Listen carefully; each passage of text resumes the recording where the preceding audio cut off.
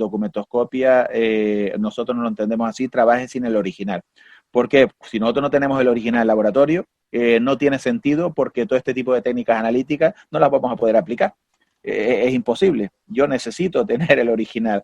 Si queremos hacer un análisis integral, como nos exige la legislación, y queremos un poco ahondar en todo este tipo de aspectos y queremos aplicar ese tipo de metodología, o tenemos el original y nos formamos un poco en todo lo que son los protocolos de recogida, de conservación del documento, etcétera, y la cosa funciona. Aquí en España, por ejemplo, yo recuerdo ahora mismo un juicio que tuve en San Bartolomé de Tirajana, en la zona sur de Gran Canaria, y que la verdad que se me pasó, Raymond, y trabajé con la fotocopia del documento, pero nosotros cuando trabajamos con fotocopia y no tenemos el original, dejamos reservas en el informe. Y eso es Claro. lo que ha hecho que los jueces dicen, oye, si no me quitas las reservas, digo, si quiere que se las quite, deme usted el original, y si no, no se las quito, ¿no?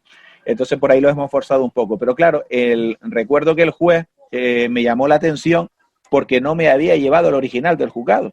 Y yo le decía, señoría, pero que el original no está, no, usted ha venido a las actuaciones porque el original lleva aquí incorporado durante mucho tiempo. Suspendió el juicio, me entregó el original, dictó diligencias finales y completé el informe, ¿no? Pero hay que trabajar. Nosotros el procedimiento siempre es el mismo. Diligencia de entrega, dejamos testimonio en las actuaciones del documento que nos llevamos, nos hacen los apercibimientos legales en el caso de pérdida, destrucción y demás. Si queremos en el documento hacerle algún tipo de alteración, pues la comunicamos al juzgado, el juzgado nos autoriza. Si recogemos muestras, hay que dejar muestras para un informe contradictorio, si se quisiera hacer, y luego seguir todo el procedimiento para nosotros tratar bien ese documento, conservarlo bien y devolverlo en perfecto estado. Eso se puede hacer. Y yo particularmente, y bueno, creo que todos coincidimos ahí, las informaciones que nos da un documento original no tienen nada que ver con las informaciones que nos da una copia. Y las informaciones que podemos obtener de un documento original analizado con tranquilidad en el laboratorio no tienen nada que ver con las informaciones que podemos obtener de un documento analizado en los juzgados con un poco todo el barullo y los funcionarios y la presión que eso nos genera en ese instante, ¿no? Eso es un elemento a trabajar que yo creo que la sociedad internacional sería para un poco regularizar la situación en los diferentes países. Y luego, aquí les pongo yo que es importante el sentido de la lógica. La A lógica. ver. La lógica. Eso, Entiendo. aplicar la lógica. Yo recuerdo, nosotros tuvimos, y yo la tuve la suerte porque la tuve en criminología, ¿no? Pero tuvimos una asignatura donde nos enseñaban a aplicar la lógica. Y muchas veces, fíjense que los jueces no saben de nuestra materia, no saben de técnicas instrumentales, pero hay una cosa que dominan muy bien y es la lógica. Es verdad. La dominan perfectamente y como ellos vean en el perito que aunque haga un trabajo perfecto carece de sentido de la lógica, el informe, puedo asegurar que el informe no prospera. Y yo he visto, por ejemplo, en algún trabajo, por ejemplo, en universidad, que, por ejemplo, yo le di a un alumno, yo lo único que quería que me identificaran era pues la técnica utilizada, me describieran la naturaleza de la técnica, para qué se usa esa técnica y que me dieran un diagnóstico de lo que ellos veían, simplemente. Entonces yo lo único que cogí fue un documento donde había una firma y un texto mecánico y le hice una fotografía con ultravioleta, 365 nanómetros. Eso es lo que les di a ellos, simplemente. Y les decía, dime lo que ves, nada más. ¿Qué es lo que ocurre? Con independencia de decir, oye, esto se hizo con un videoespectral comparador, con luz ultravioleta, a 365 nanómetros, este tipo de equipos se utilizan para esto, me decían, por ejemplo, algunos, yo estoy viendo que se ha hecho una captación de imagen con luz infrarroja, por ejemplo, y se ve perfectamente que se detecta un lavado químico que se ha hecho con cloroformo, y luego se ha incorporado un texto con una máquina de escribir ocultando el texto que se lavó. Y uno ve el documento y no tiene nada, no hay absolutamente nada. Es decir, se monta una película que obviamente rompe totalmente con el sentido de la lógica. Y eso, las personas de derecho, los hombres de leyes, lo controlan a la perfección.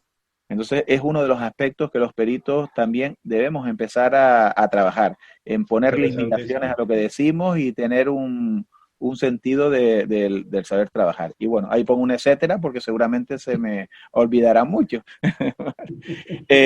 Obviamente se deben cumplir unos requisitos estandarizados de cientificidad.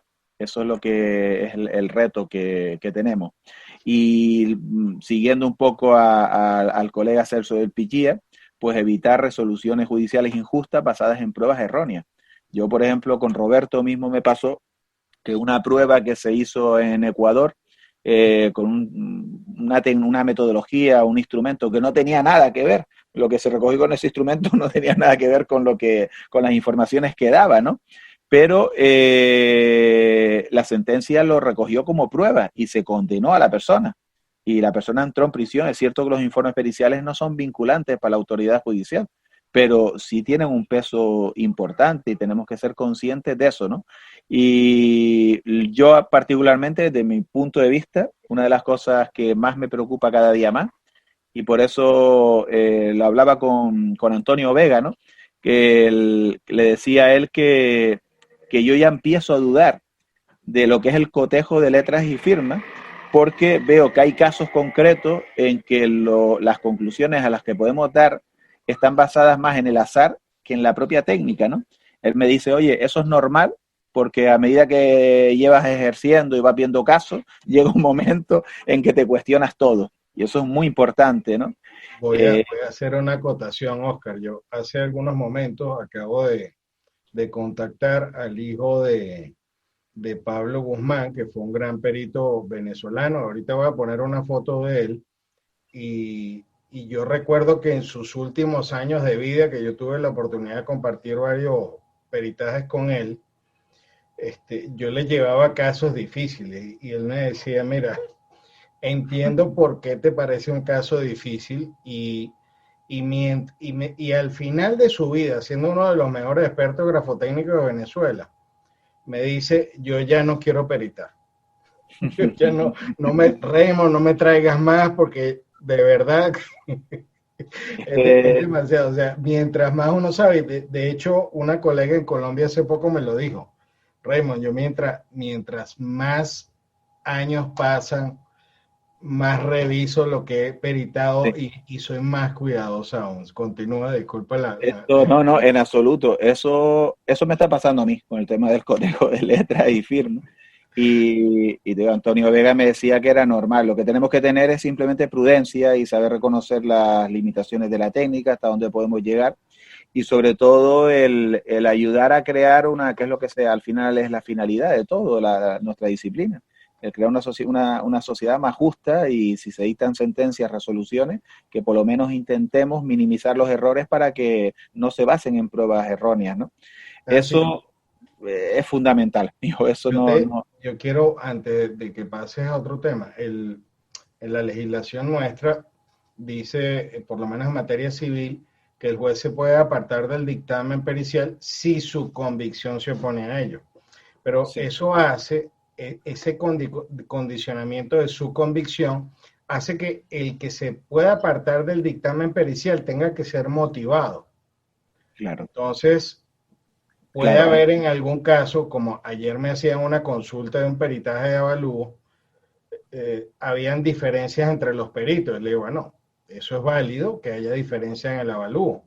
Lo que es importante es que tú demuestres, le decía yo al perito que me consultaba, que tú demuestres que tu metodología es correcta y que Claro. tus bases para dar el peritaje son los adecuados. Entonces, si se confrontan las dos cosas o dos peritajes distintos, el juez va a tener que entrar un poco a conocer o pedir, como existe en la legislación italiana, que el juez puede tener a su vez un consultor técnico para que le oriente a evaluar el peritaje.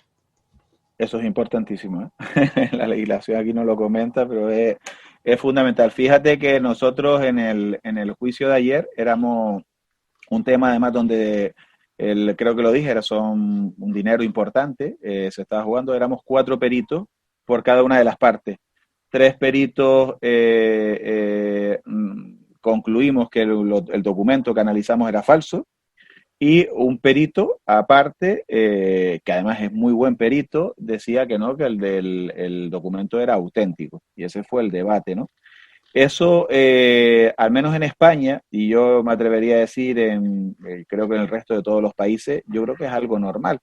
Pero aquí nuestro legislador, a sabiendas de que realmente eso está ocurriendo, al final lo que ha terminado por decir es que lo que nosotros damos son opiniones razonadas, basados en nuestros especiales conocimientos, pero que no damos dogmas de verdad absoluta, ¿no?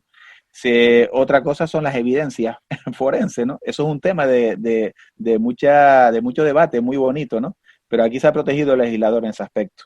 Le oía a Francisco Elías, que por allí está conectado, un abrazo, A en una Elías. ponencia que encontré por ahí en YouTube, que la compartí en los grupos de peritos, que decía, mira, aquí es normal que aparezca un perito diciendo que sí, otro que diga que no.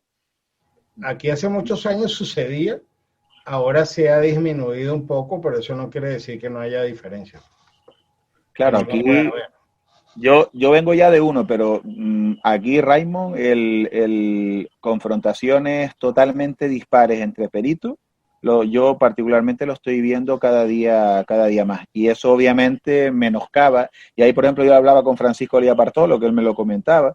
Ese tipo de situaciones yo creo que menoscaban totalmente la disciplina científica en la que nosotros estamos actuando.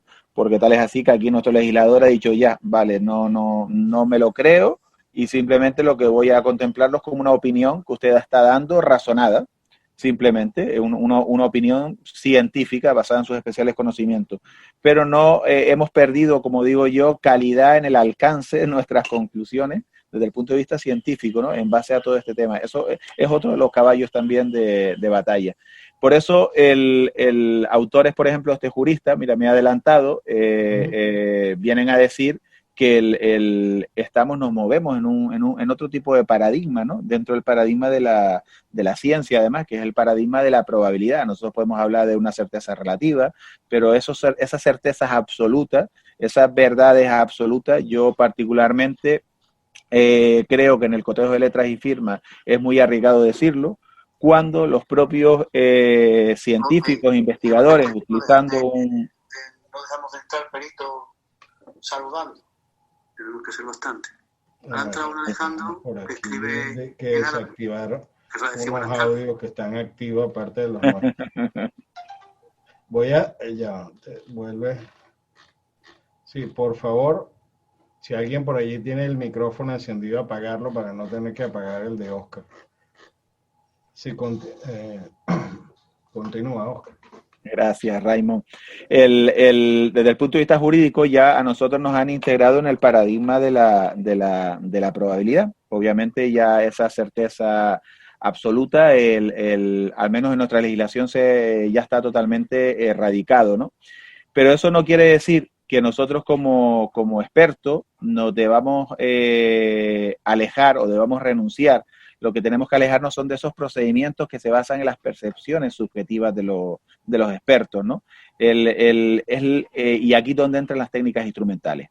Es decir, una técnica instrumental, si yo cojo un soporte de papelero y lo analizo por infrarrojo y me dice que ahí hay carbonato cálcico, yo puedo asegurar que si eso lo ve Barograf, que lo estoy viendo ahora, lo ve Carmen Berche, lo ve Raymond, etcétera, todos vamos a decir exactamente lo mismo. Otra cosa es el proceso después inferencial a la hora de nosotros establecer unas conclusiones. Eso es lo que tenemos que trabajar en ese aspecto. Es decir, hay una exigencia a la hora de utilizar instrumentos que sean capaces de ofrecer datos que cumplan con esos requisitos que son los exigidos por la ciencia: objetividad, validez y fiabilidad, donde nosotros no vamos a tener opiniones contrarias entre ninguno. Y si la tenemos es porque uno está mintiendo. O dos, hay un error en el instrumental porque no están calibrados o están dando algún tipo de falsos positivos o negativos, ¿no? Aquí, por ejemplo, tenemos un ejemplo, ponía yo aquí, del orden de los trazos de tinta que se cruzan, ¿no? Si nosotros, por ejemplo, decimos que yo tengo aquí una foto, nosotros vemos esta fotografía y la analizamos simplemente a nivel óptico, con microscopía, yo estoy seguro que si esta foto nosotros se la damos a 100 peritos, yo dudo que todos digamos exactamente la misma conclusión de qué es lo que ha ocurrido ahí exactamente. Este caso concreto además es muy bonito porque esto es un cruzamiento de trazos que se llevó aquí en la Audiencia Nacional y había para que vean un poco lo que podemos realmente hacer y que los jueces nos dejan hacer, que muchas veces nosotros decimos, oye, el documento es algo que parece que es intocable, ¿no?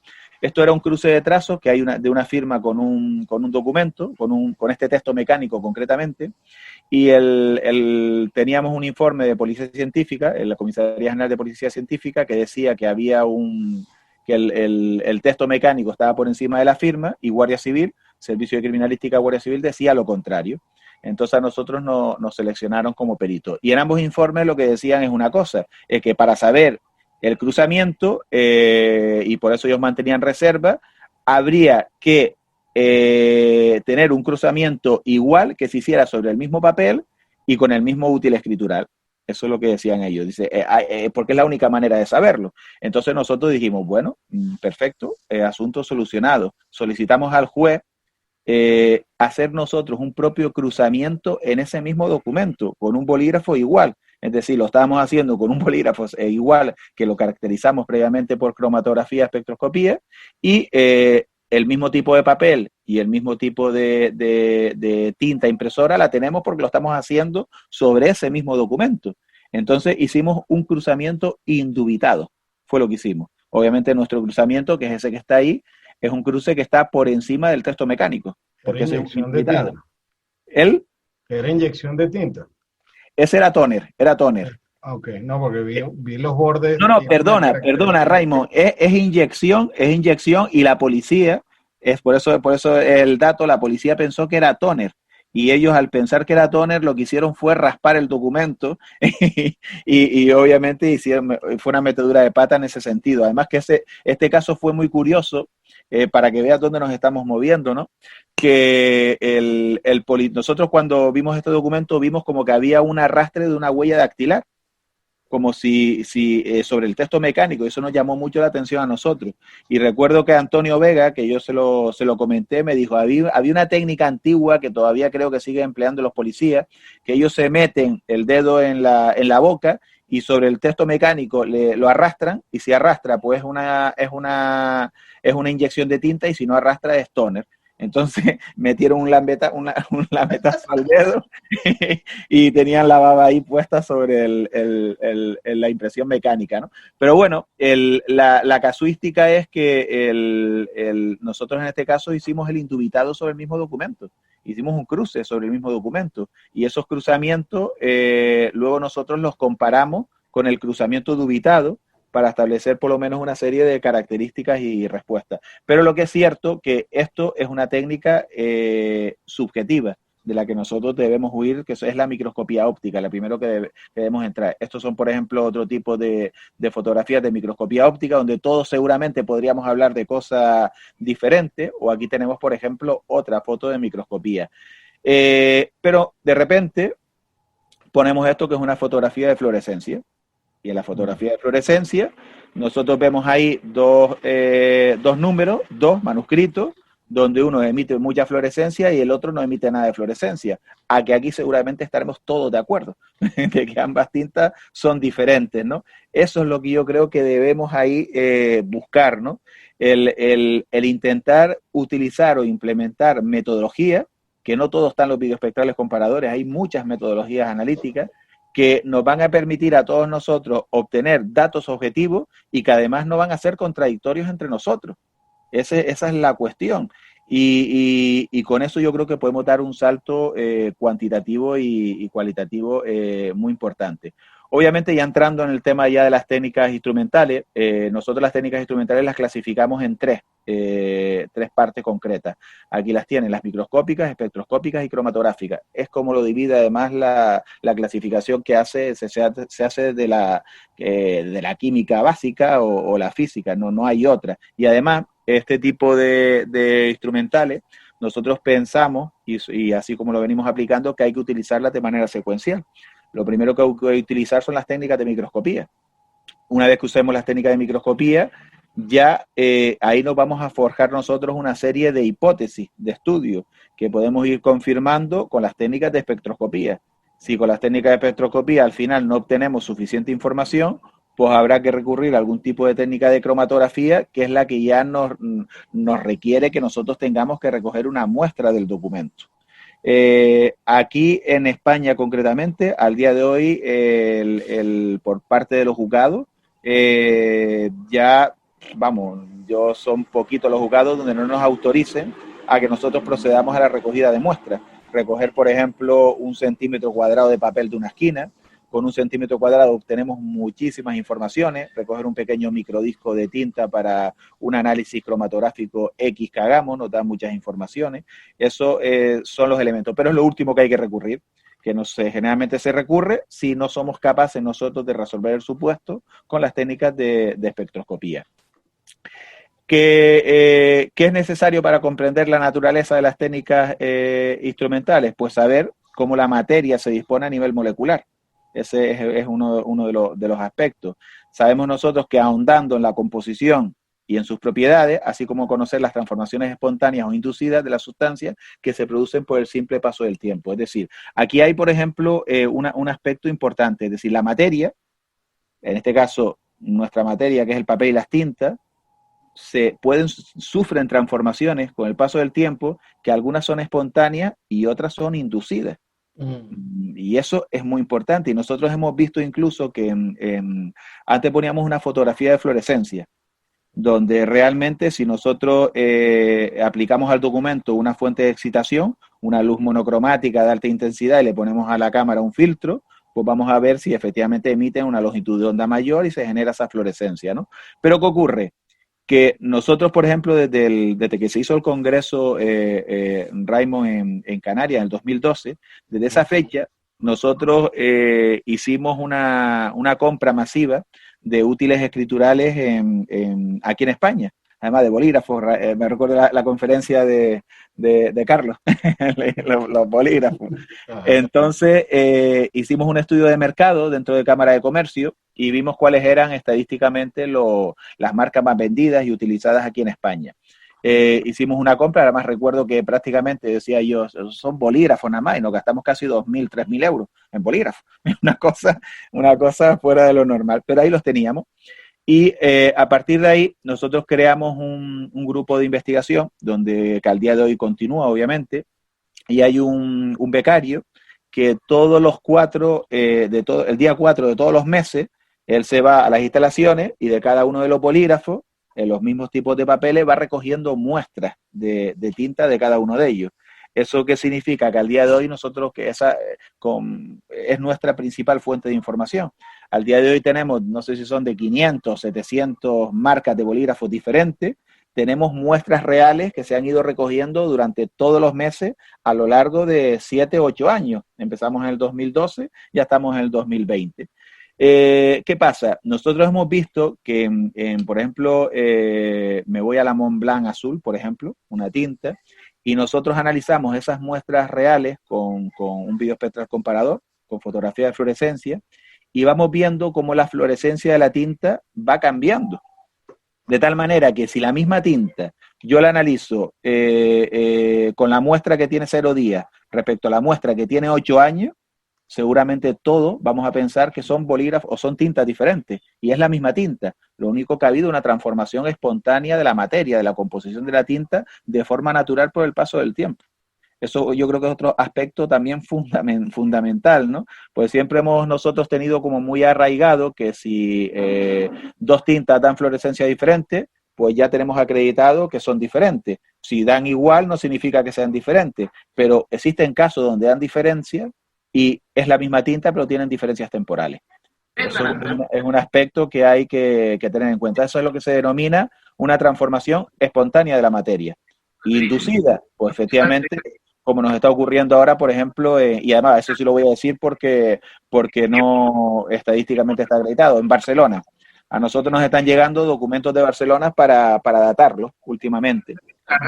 Y en los últimos 4 o 5 meses, a ver, te dejo, Raymond. Sí, no, que voy a desactivar un audio que está por allí Listo. Listo. Desde la ciudad de Barcelona, una ciudad maravillosa, nos están viniendo por último documentos que nosotros creemos que están envejecidos al sol. Es decir, los están poniendo al sol y los están envejeciendo de una manera inducida, ¿no? Obviamente para menoscabar luego los resultados. Eso que ha conllevado que nosotros ahora también, el grupo de investigación de la universidad, que nos arropamos con becarios, pues estén un poco investigando qué es lo que ocurre con las tintas cuando nosotros las sometemos a un envejecimiento artificial con el sol. Pero también tenemos que saber que podemos obtener diferentes tipos de respuestas porque la materia no solamente se transforma de una manera espontánea, sino hay materia que también se transforma de una manera inducida, en este caso para provocar un error. Por ejemplo, yo pongo aquí, creo, un ejemplo de la tinta cuando sale del cartucho de papel. Oscar, una pregunta. Dime. Ese cambio natural en la materia es posible, como tú dijiste, en infrarrojo te da unos resultados distintos, digámoslo así. Recuerdo yo a Dimas Olivero que hablaba de la evolución o una degradación o digamos de algún componente, pero en otros tipos de métodos como cromatografía o algo que tenga una sensibilidad superior evidentemente a la física, ese cambio llega a ser de tal nivel que tú puedes pensar que es otra tinta diferente. Claro, ahí donde está por eso los procesos inferenciales, ¿no? Fíjate, Raymond, que ahí por ejemplo lo pongo yo ahí de la tinta, ¿no? Y voy, por ejemplo, a hablar del violeta de cristal. Yo no sé si más adelante por aquí tendré una foto, a ver, mira, aquí la tengo, vale, yo sabía, me adelanto. Eso se ve muy feo, parece muy complicado, pero no lo es. Esta molécula que se ve, el cursor se me ve cuando yo Sí, perfecto, ¿no? Pues esta molécula que nosotros tenemos aquí, esto es el violeta de cristal. Violeta de cristal es el compuesto, el colorante, el tinte más utilizado en las tintas de bolígrafo. Es raro la tinta de bolígrafo que no tenga violeta de cristal, pero rarísimo. Yo particularmente en las modernas del día de hoy, creo si te diera un porcentaje te diría el 0,01, porque en todas tienen violeta de cristal. Violeta de cristal es una molécula, aquí pone HV, es luz, que con el efecto de la luz, esa molécula se va transformando de una manera espontánea. Y esa molécula, cuando pierde una cosita aquí arriba que se llama CH3, que es un grupo metilo, por el efecto de la luz, de la energía, esto lo pierde, lo arranca, y se transforma en esta otra molécula que está aquí, que esto es el violeta de metilo, es decir, el cristal violet pasa a violeta de metilo, y eso ocurre de una manera espontánea. Podemos hacerlo inducido, le doy bastante luz al documento. Entonces, ¿qué es lo que ocurre?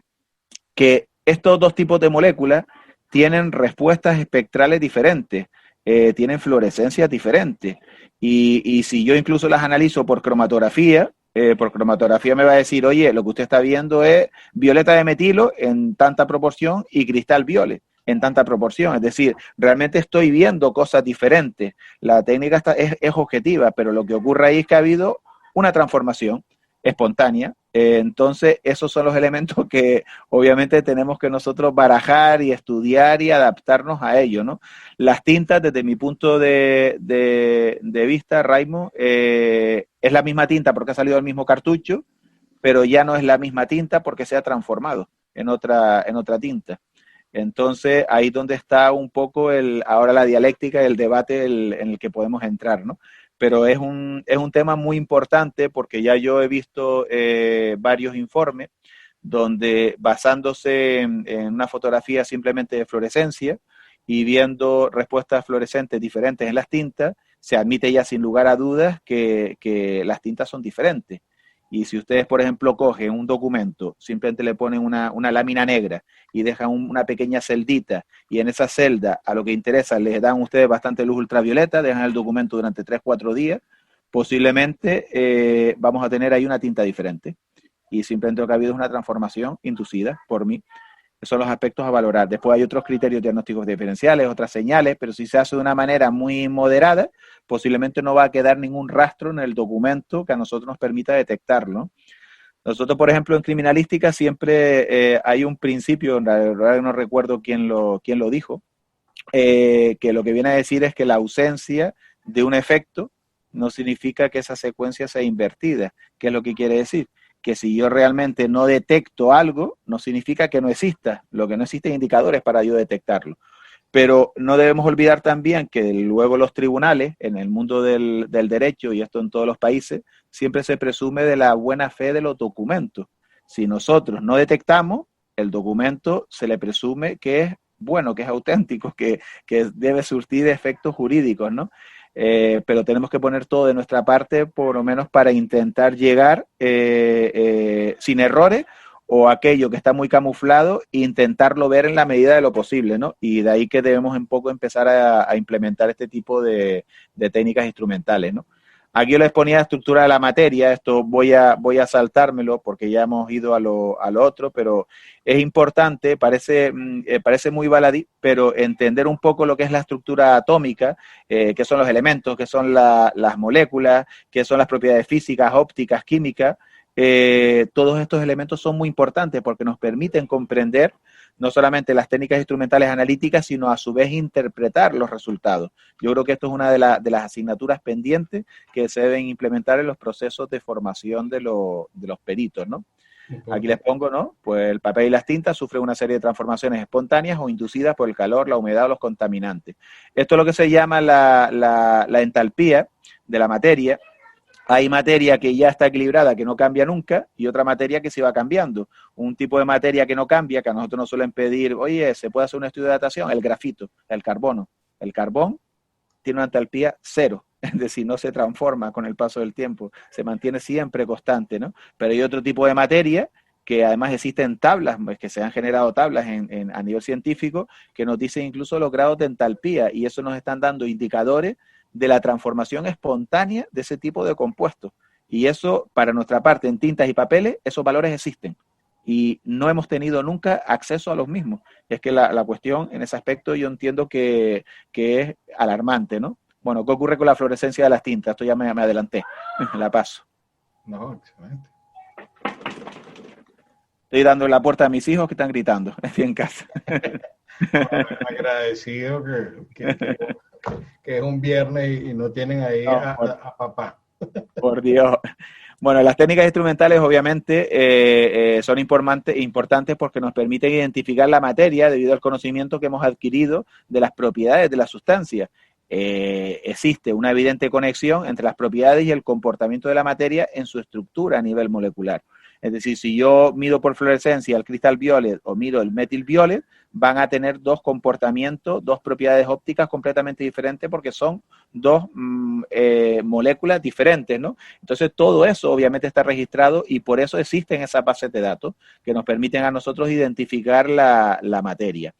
Bueno, ahí les pongo un cuadrupolo, que es esto de un espectrómetro de masa, que nos permite sacar además el peso molecular de los compuestos. E incluso los isótopos, para nosotros es algo lo que hemos trabajado y la verdad que es una maravilla en ese aspecto, ¿no?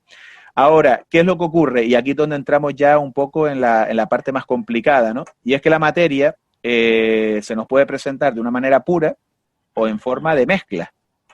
Una materia pura, por ejemplo, puede ser, si yo soy capaz de separar los compuestos, un segundo, Raimo. No te preocupes.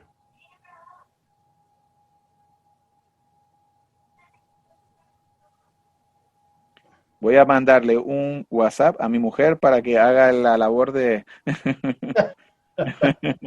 Tranquilo, aquí tengo en la casa Samuel, Brownie, las mascotas y todos los demás están armoniosamente, sabe que estamos en vivo, pero aquí, o sea, menores, mascotas, sabemos que son incontrolables. A ver, sí, ya me lo ha leído, o sea que... Sí, no te excedas que no vas a cenar, sino, ¿eh? En realidad, Oscar no está interrumpiendo nada, tal vez más lo que a ti Lo que yo oigo de fondo, ¿no? Vale, pues me alegro que así sea. No, estamos bien. Vale, pues entonces, lo que les decía, esto es un aspecto que es importante a la hora de caracterizar, de sacar nosotros informaciones. Cuando nosotros analizamos la materia, podemos tener materia pura o materia en forma de mezcla. Una materia que sea pura, si se nos ocurre algo que nos viene, pues por ejemplo el oro. Nosotros tenemos un lingote de oro, todo eso es oro. Si tenemos, por ejemplo, nosotros solamente un vaso con agua, que no tenga nada más, ahí hay agua. Pero si vamos a las tintas tienen un montón de cosas. Tienen colorantes, tienen disolventes, tienen resinas, tienen lubricantes. Los papeles tienen también un montón de cosas. Tienen fibras, tienen cargas, tienen elementos minoritarios, tienen también muchas cosas. Entonces, cuando nosotros intentamos caracterizar la materia, porque cada compuesto tiene sus propias propiedades ópticas, físicas y químicas, y por eso son identificadas. Entonces, si yo tengo una materia pura, y yo, por ejemplo, al infrarrojo, yo le pongo solamente agua, me va a decir, es agua. Le pongo metanol, me va a decir, es metanol. Le pongo cualquier compuesto puro y no va a tener ningún tipo de problema en detectarlo. Pero cuando le he hecho una mezcla de cosas, le he hecho una tinta que tiene más de 50, 60, 70 ingredientes diferentes, el equipo me va a dar una respuesta que no es más que la huella digital de todos esos compuestos. Ese es el problema, el que nos vamos a encontrar. Entonces, la metodología lo que ha hecho es que nosotros nos den técnicas para nosotros intentar separar esos compuestos. Si nosotros, por ejemplo, se los pongo en este aspecto que seguro que lo vamos a entender perfectamente bien. La cromatografía de capa fina. Yo cojo una tinta, la extraigo con metanol, se le ha hecho una plaquita de esta de silica gel, y después la pongo en un tanque de elusión y vemos cómo eso empieza a correr y se empiezan a separar cada uno nos aparecen puntitos de diferentes colores. Todos esos puntos significa que nosotros, todos esos colorantes que estaban todos mezclados, ahora los hemos separado. Perfecto, una separación química. Ahora yo me llevo cada uno de esos puntitos al infrarrojo y me va a ir detectando cada uno de los compuestos sin necesidad de analizar y volverse, por decirlo de alguna manera, un poco loco con toda la mezcla de compuestos que le resulta más complicado. Hoy, por ejemplo, los equipos de espectroscopía, en la actualización que me hicieron a mí de las bases de datos y del software, del que usamos nosotros es de Biorad, ya están preparados para analizar mezclas de compuestos, pero tienen su límite, es decir, permite analizar una mezcla máxima de 5 compuestos. Imaginemos 18.000 espectros, que los espectros son de sustancias puras, pues el software me dice, oye, soy capaz de separarte o de darte una información para una mezcla de 5 compuestos. Pero el problema es si la tinta tiene 50 compuestos. Entonces el equipo no va a ser capaz de caracterizarlo, pero sí lo que me está dando es una huella digital de la señal de la mezcla de todos los compuestos. Por eso se hablan de huellas digitales, ¿no? Bueno, composición del aire, les ponía aquí, composición del oro, ya lo hemos hablado, diamante, para la hora de diferenciar de mezclas, sustancias puras y compuestos. El grafito, por ejemplo, el grafito no tenemos problemas. Se les añaden algunos elementos adicionales, incluso algún tipo de pigmentos en ocasiones, pero este tipo de material pues no tiene ningún tipo de problema a la hora de identificarlo. Es más, nosotros lo podemos identificar. Esto resulta curioso, yo claro, voy aquí hablando y me vienen cosas a la casuística a la cabeza, pero tuvimos hace un año y medio, un caso de falsificaciones de los Staedtler, de los lápices, que venían de China, y hicimos un estudio además muy, muy bonito respecto a la comparativa de los originales con los que se ponían en duda, y analizamos incluso la composición de los efectos, de los elementos minoritarios que el fabricante le incorporaba a los Staedtler con respecto a los que venían de China, ¿no? Bueno, sustancias se dividen a su vez en elementos y compuestos. Los elementos, es decir, nosotros estamos hablando de compuestos, los equipos nos permiten identificar compuestos.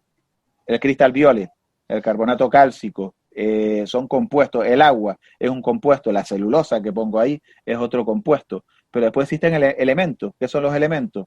Lo que tenemos en la tabla periódica. Es decir, lo que está en la tabla periódica, el hidrógeno, litio, sodio, potasio, el berilio, magnesio, calcio, estroncio, esos son elementos. Y cuando los elementos se combinan, pues forman compuestos. El agua es H2O, tenemos 2 hidrógenos y un oxígeno. Tiene 3 elementos y los 3 elementos forman un compuesto. ¿Vale? Esos son los temas que obligatoriamente, cuando se utilizan técnicas instrumentales, si no los tenemos totalmente arraigados, prácticamente no vamos a lograr entender absolutamente nada, ¿no? Entonces, esto dentro de lo que sí quiero, por ejemplo, aquí, creo que aparece en las mezclas, que se las pongo aquí. No sé por qué no me está haciendo los movimientos, sino me está pasando, a ver, las gráficas enteras.